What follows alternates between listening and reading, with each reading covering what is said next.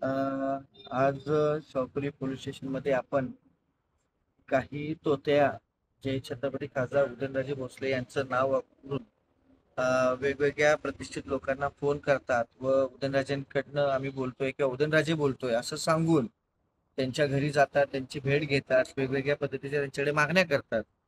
पण लोक मोठमोठी प्रतिष्ठित लोक जी असतात, जसे की आता हा जो प्रकार मी आज इथं गुन्हा नोंद केलेला आहे की बॉलिवूडमधील सुपरस्टार आमिर खान यांना मी उदयनराजे भोसले बोलतोय असं सांगून वारंवार मेसेज केले. मी त्यांचा पीए बोलतोय म्हणून अजून एक मेसेज केला, कॉल केले. तो माझा मित्र भेटायला येणार आहे, तर मी त्याचं काही काम आहे ते कर वगैरे असे वारंवार फोन केले आमिर खानला पर्सनल मोबाईलला. आणि मी स्वतः उदयनराजे बोलतोय असं भासून स्वतः बोललाय तो त्याच्याशी. आणि खोट्या पद्धतीने त्यांची भेट घेतली आहे. मी उदयनराजेंचा मित्रच आहे, मला उदयनराजेंनीच पाठवलंय ते तुमच्याशी फोनवर बोलले असं सांगून त्यांनी त्यांची फसवणूक केली. आणि असा हा प्रकार गांभीर्याने घेऊन आज आम्ही अशा तोत्यागिरी करणाऱ्या अमानत शेख, आम्ही त्याची माहिती घेतली सगळी, तर त्यांनी ट्रू कॉलरवरती पण उदयनराजे भोसले असं स्वतःचं नाव टाकले. परंतु आम्ही जी काही पोलीस डिपार्टमेंटमधनं त्याची प्रॉपर माहिती घेतली केस केल्यानंतर, गुन्हा दाखल झाल्यानंतर, तर त्याच्यात अमानत शेख हा इसमाचं नाव येते.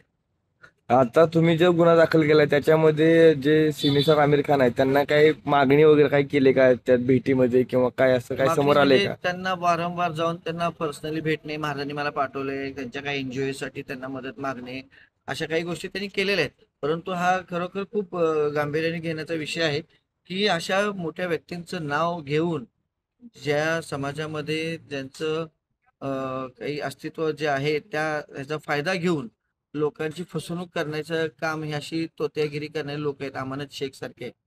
तर हे चुकीचं आहे. आणि त्या बाबतीत आज महाराजांचं जे वलय आहे त्याचा गैरफायदा कोणी घेत असेल तर त्यांच्यावर आळा बसण्यासाठी ही आजची आम्ही हा गुन्हा दाखल केलेला आहे. तर कोणी असं करत असेल महाराजांचं खोटं नाव घेऊन किंवा महाराजांच्या नावाने कॉल करून लोकांना फसवत असतील किंवा महाराजांच्या नावाने लोकांना खोट्या पद्धतीने त्यांचा गैरफायदा घेत असतील, तर अशा लोकांना कुठेतरी आळा बसणं गरजेचं होतं. यासाठी हा गुन्हा दाखल केलेला आहे आणि एस पी साहेबांनी, आपल्या पीआय साहेबांनी चांगल्या पद्धतीने सपोर्ट करून अशा लोकांना गुन्हा दाखल करून घेतलेला आहे.